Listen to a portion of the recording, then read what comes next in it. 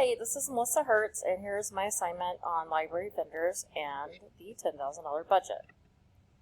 For the book vendors, I chose EBSCO because they have features to help you build and weed your collection. Tidal Wave allows you to upload your MARC records so that you can track duplicates and identify weaknesses within your collection.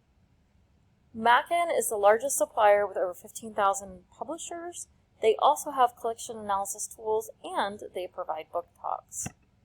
For furniture, I chose Demco because of their selection, the library store for their rewards program. Who doesn't love a bargain, right? They also have a free online planner. School's Specialty has an easy-to-navigate website as well as an ideas and resources section. Makerspace vendors, I chose Austin Creative Reuse. It is the most amazing place ever.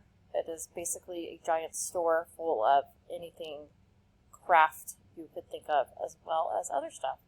And it is all extremely cheap. It's like a thrift store for supplies. Dollar Tree because of their low cost and you can buy in bulk, and then I chose Hand to Mind for the kids.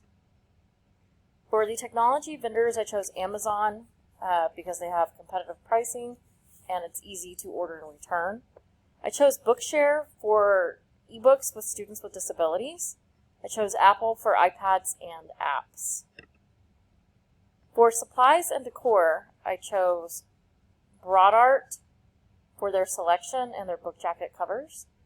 Vernon, because they are their own manufacturer and promise that allows them to pass on the savings to you, the consumer. I also chose the Classroom Store because of their cost. Now for the $10,000 budget. I started with books. I went with Tidal Wave and ordered 2 Tidal Easy subscriptions, which sends you books monthly. I did 1 lower elementary package and 1 upper for the total price of almost $2,500.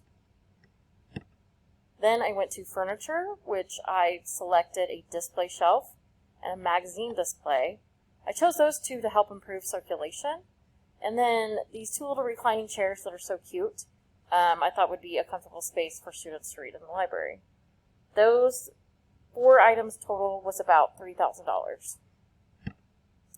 Next, for makerspaces, I chose this very expensive storage cabinet, but I figure that's important because you don't want a giant mess everywhere. And then for Austin Creative Reuse, I just gave myself a $500 budget for various supplies, which is a very hefty budget. That would be at least $1,000 at any other place. Then for technology, I selected 6 iPads. The reason I chose them is because, in my opinion, they work better than the Chromebooks that the school supplies us, and it's very easy for even younger children to use them. That was a cost of almost $3,000.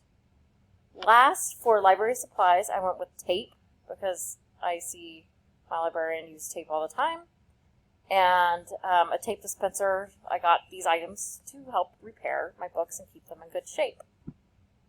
That was a total of about $158. So all together, with all of the items that I chose, I have left over $73.80. Thank you.